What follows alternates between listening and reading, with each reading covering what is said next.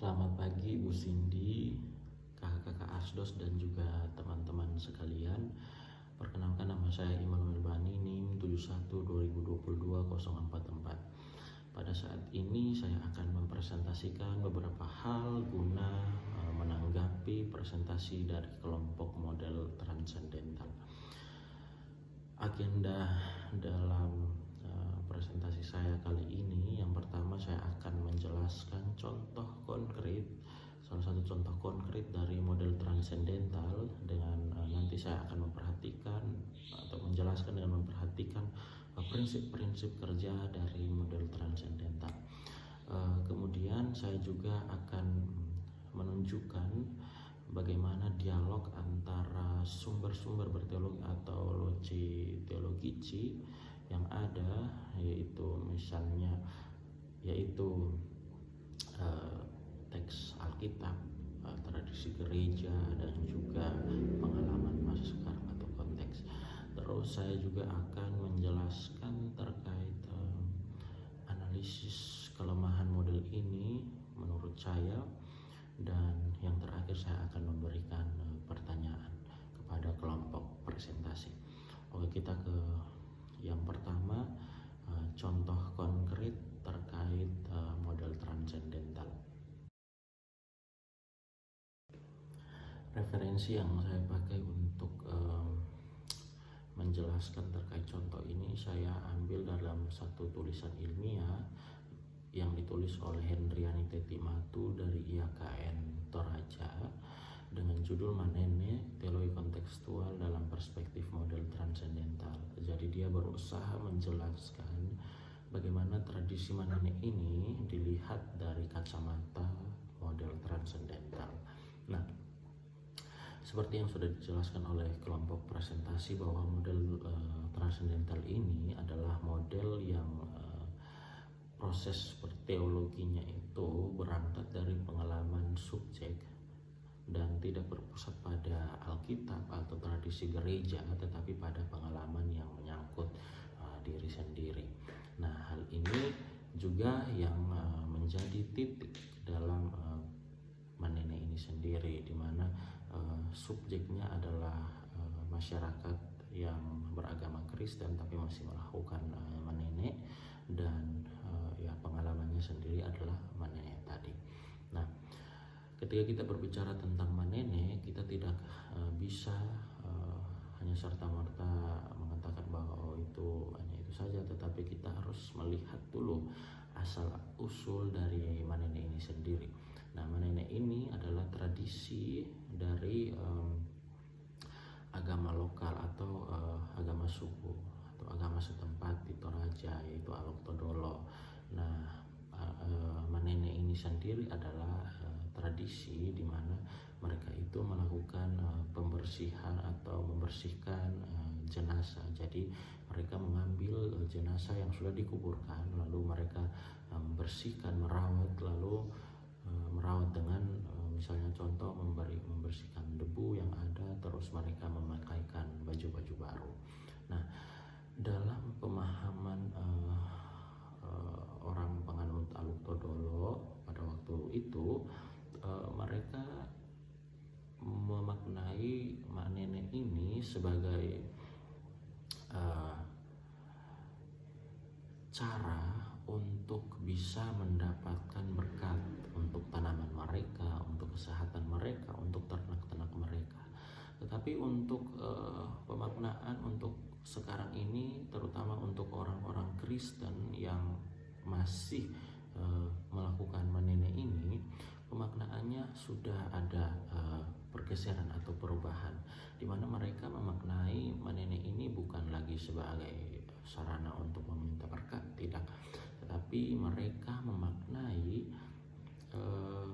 Manene ini sebagai bentuk kasih sayang mereka, penghormatan mereka kepada leluhur atau orang tua mereka. Karena menurut kepercayaan mereka bahwa ketika seseorang itu meninggal, yang berpisah itu hanyalah tubuh dan juga rohnya, tapi relasi mereka sebagai keluarga, mereka sebagai kerabat itu tidak atau belum terputus. Jadi yang berpisah itu hanya tubuh. tubuh dan roh saja. Oleh karena itu mereka menganggap bahwa orang-orang yang sudah meninggal itu senantiasa hadir bersama mereka. Oleh karena itu mereka sudah sepatutnya untuk menunjukkan rasa kasih sayang kepada mereka. Dan dalam seperti yang kita ketahui, dalam model transendental ini tujuan akhirnya adalah menghasilkan keaslian subjek. Nah, orang-orang penganut agama Kristen yang masih melakukan menene ini, mereka secara jujur mengungkapkan iman mereka dengan tetap melakukan menene sebagai tanda kasih sayang kepada leluhur, sambil menjadikan Kristen sebagai sumber etika. Nah, proses ini merupakan inkulturasi dan sarana komunikasi tentang kabar sukacita yang otentik. Nah, dalam model transendental juga meyakini bahwa pewahyuan ilahi itu tidak terletak di luar, tetapi dari pengalaman manusia itu sendiri. Nah, jemaat atau orang-orang penganut agama Kristen yang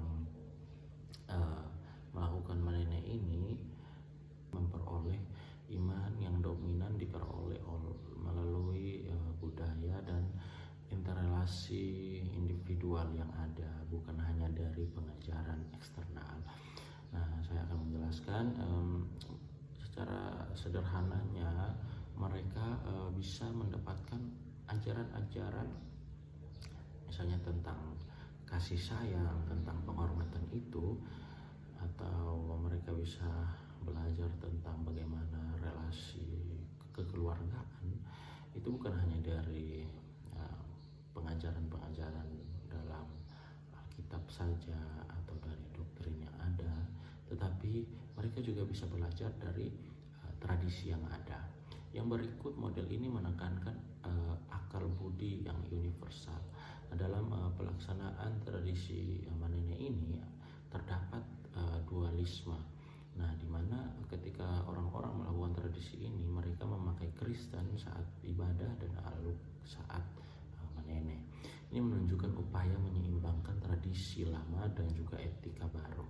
Nah, penggunaan nalar ini memungkinkan jemaat atau orang-orang Kristen untuk memposisikan diri di tengah lingkungan tanpa harus berubah total.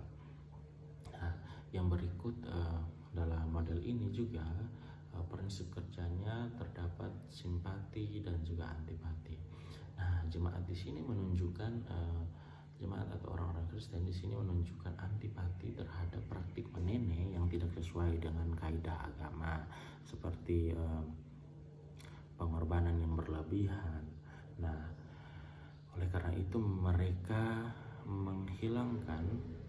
Nah, pada saat yang sama mereka bersimpati dengan nilai luhur tradisi tersebut sehingga mempertahankannya sebagai bentuk penghormatan kepada leluhur.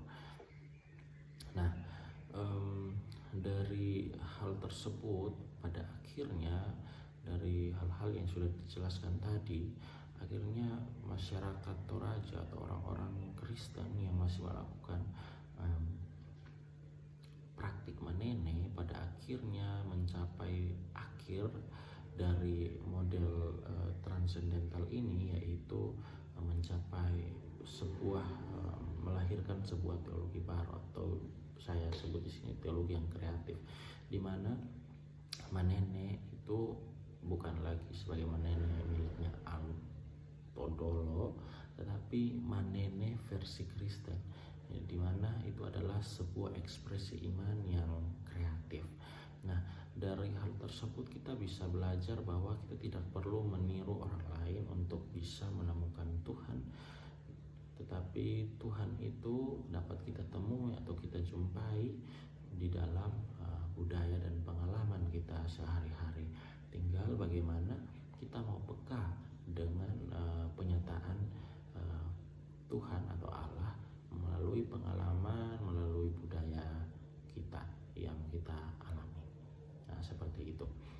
Dari contoh konkret yang sudah dijelaskan, saya akan menjelaskan atau menyampaikan lagi bagaimana dialog antara konteks tradisi gereja dan juga Alkitab yang ada. Nah, kalau kita melihat dari konteksnya sendiri, konteksnya adalah tradisi Manene itu, di mana yang melakukannya adalah subjek. Nah, subjek di sini adalah orang-orang Kristen yang masih menganut atau melakukan tradisi Manene. Nah, kalau dari teks Alkitabnya sendiri, kita bisa melihat ada kesamaan antara pemaknaan terkait Manene yang dimaknai oleh orang-orang Kristen yang masih melakukan tradisi Manene ini sebagai bentuk kasih sayang terhadap leluhur atau keluarga atau orang tua mereka yang sudah meninggal dan atau sudah tidak ada secara jasmani, tetapi yang masih dipercaya mereka ada di sekeliling mereka. Nah, terkait kasih sayang ini juga kita bisa jumpai dalam beberapa teks Alkitab yang ada yang mengajarkan kita untuk terus memberikan kasih sayang kepada sesama kita. Lalu kita dari pemaknaan Manene ini juga ada satu poin, yaitu tentang penghormatan. Nah, penghormatan tadi, orang-orang Toraja yang menganut tradisi atau yang melakukan tradisi ini, mereka percaya bahwa tradisi ini sebagai bentuk penghormatan mereka terhadap leluhur, keluarga atau orang tua. Oleh karena itu kita bisa melihat ada juga kesamaan dalam teks Alkitab yang beberapa mengajarkan bagaimana kita harus menghormati sesama kita, atau yang terutama yang mau ditekankan di sini adalah orang tua kita. Kita harus menghormati orang tua kita. Nah, penghormatannya dalam bentuk apa? Kalau dalam bentuk dalam tradisi Manene ini adalah dengan merawat mereka mengganti pakaian. Nah, dan juga dari tradisi gereja sendiri kita bisa melihat dari contoh konkret yang sudah saya sampaikan tadi, di mana tradisi gerejanya itu terdapat pada ajaran agama Kristen sendiri, di mana nilai-nilai yang ada dalam agama Kristen itu dijadikan sebagai panduan atau sebagai etika ketika mereka melakukan tradisi ini. Jadi ketika nanti ada hal-hal yang sudah bertentangan dengan ajaran atau tradisi gereja atau pemahaman agama yang ada atau kaidah agama, maka mereka akan menjadikan ini sebagai etika mereka atau menilai bagaimana ini sesuatu baik dan salah. Nah, seperti itu. Terus terdapat juga proses inkulturasi yang ada, di mana ketika kita melihat gereja yang tradisi gereja, di mana gereja berupaya untuk senantiasa berusaha memasukkan ajaran-ajaran Kristenan ke dalam budaya-budaya yang ada. Nah, seperti itu. Itulah yang ada. Jadi kita bisa melihat dialog antara tiga sumber berteologi ini. Nah, berikutnya saya akan menjelaskan terkait analisis kelemahan menurut saya sendiri. Nah, saya memiliki analisis terkait kelemahan dari model transendental ini. Saya memiliki dua kelemahan yang sudah saya buat dan akan dijelaskan. Nah, yang pertama itu adalah bahaya dari relativisme, di mana saya melihat bahwa kebenaran di sini ya suka-suka saya, begitu. Jadi menurut saya jika kebenaran Tuhan hanya diukur dari apa yang kita rasakan dan kita pikirkan, maka teologi akan selalu berubah seiring perubahan suasana hati atau lingkungan. Nah, ini membuat iman tidak memiliki dasar objektif yang kokoh untuk dipegang bersama seperti itu. Dan menurut saya dalam model ini juga terlalu menekankan itu tadi pengalaman pribadi, dan kalau kita melihat dia karena mengindahkan atau titik awal berteologinya adalah dari pengalaman, dari pikiran, dari perasaan manusia itu sendiri, apa yang dialami. Kita sudah belajar dalam beberapa mata kuliah yang menjelaskan bahwa pada dasarnya manusia itu memiliki kecenderungan untuk berbuat dosa. Artinya manusia itu pada dasarnya tidak sempurna lagi, dan bisa saja hasil dari pemikiran, hasil dari pengalaman, apa yang dirasakan itu sudah tercemar oleh dosa. Oleh karena itu ketika terlalu menekankan pada pengalaman pribadi, perasaan pribadi, maka saya rasa itu adalah bentuk kelemahan. Oleh karena itu dalam proses berteologi harus untuk ini harus mengintegrasi juga hal-hal lain seperti tadi Alkitab atau teks dan juga tradisi gereja yang ada. Nah, seperti itu. Terus yang kedua adalah bisa pada akhirnya terjebak dalam romantisme budaya. Seperti yang sudah dijelaskan, saya melihat bahwa model ini terlalu, kalau bisa dibilang terlalu positive thinking atau terlalu melihat yang baik-baik saja dari budaya itu sendiri. Oleh karena itu banyak hal yang mungkin pada akhirnya yang bertentangan pun diabaikan dan dilakukan begitu saja. Jadi model ini menurut saya terlalu baik dengan budaya yang ada atau pengalaman pribadi yang ada. Jadi menurut saya itu model ini terlalu baik dengan budaya yang ada, terlalu mengandalkan sekali pengalaman akhir saya akan menunjukkan